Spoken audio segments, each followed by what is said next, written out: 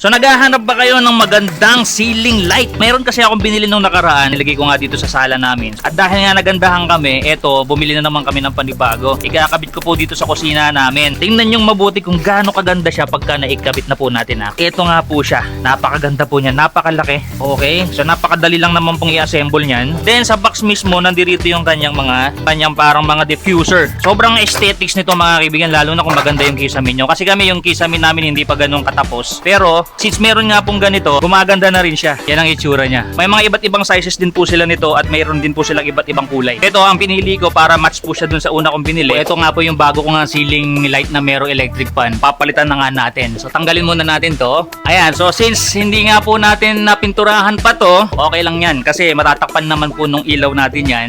Saka tinan natin. Basta para maipakita ko lang sa inyo kung paano siya kinakabit. Wala na tayong ilaw ha. So tatanggalin natin to. Meron na tong remote ha. Lalagyan nyo na lang ng battery. Tapos ito, kasama syempre mga tornilyo. Ito yung the best ha. Yung manggagaling dun sa power supply natin. Iipit na lang natin dito. So kailangan may katulong kayo mga kaibigan ha. Yung cameraman ko, siya na rin yung katulong ko kanina. Para maikabit yung mga ilang tornilyo. Para ngayon, kahit ako na lang mag-isa. So ito yung sinasabi ko sa inyo mga kaibigan. Madali na lang tong maglagay. Yan. Then, ipit na rin. Ganun lang kasimple.